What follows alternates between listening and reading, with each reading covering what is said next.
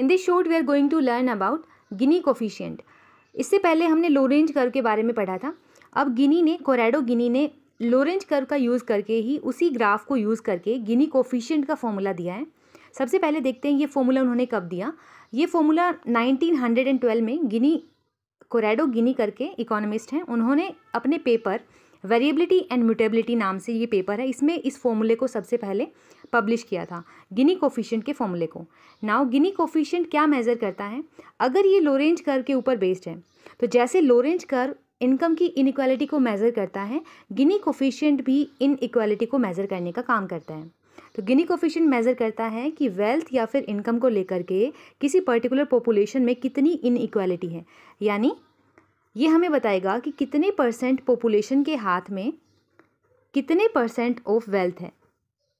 तो ये पर्टिकुलर देखता है कि कितने रिसोर्स कितनी % ऑफ पॉपुलेशन के पास है।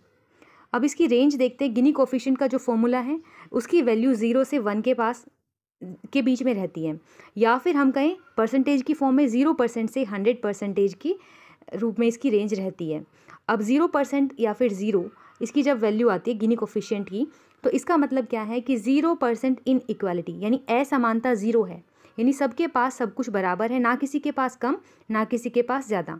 बट जब इसकी जो वैल्यू है वो 100% या फिर 1 आती है, इसका मतलब क्या होगा कि जो इक्वालिटी है वो बिल्कुल ख़त्म हो चुकी है। 1 और 100% का मतलब 100% इनइक्वालिटी, यानी सब कुछ कोई एक ही इंसान ओन करता है, सारी वेल्थ सारी इनकम किसी एक ही पर्सन के हाथ में है, अगर इसकी वैल्यू 1 या फिर 100% है। अब इससे एक बात क्लियर है कि गिनी कोफिशिएंट की वैल्यू के बढ़ने का मतलब क्या है? इसकी वैल्यू के बढ़ने का मतलब इनइक्वालिटी का बढ़ना, और इसकी वैल्यू के गिरने का मतलब है इनइक्वालिटी का कम होना। गिनी कोफिशिएंट लोरेंज कर्व के ऊपर बेस्ड है, तो लोरेंज कर्व में जो ये ग्रीन लाइन है ये क्या शो करती है? इक्वालिटी की लाइन है। और ब्लू लाइन क्या है? लोरेंज कर्व है, जो कि हमें बताएगा, इस ब्लू लाइन के नीचे का एरिया हमें एक्चुअल इनकम डिस्ट्रीब्यूशन को बताएगा, और जो ये एरिया है ब्लू लाइन और ग्रीन लाइन के बीच का ए एरिया, ये हमें इनइक्वालिटी के गैप को बताता है। तो हमें ए एरिया को ही फाइंड आउट करना है।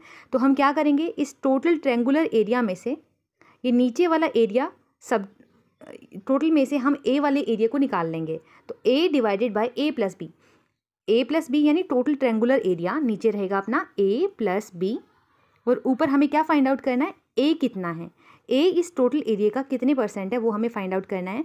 तो गिनी कोफिशिएंट का फॉर्मूला क्या बनेगा? A divided by A plus B. अब यहाँ से हमें याद रखना है ओ वाई एक्सिस पे क्या है और ओ एक्स एक्सिस पे क्या है। जब हम गिनी कोफिशिएंट निकालते हैं तो ओ एक्स पे हमारी पॉपुलेशन रहती है क्यूमुलेटिव, और ओ वाई पे अपनी इनकम रहती है।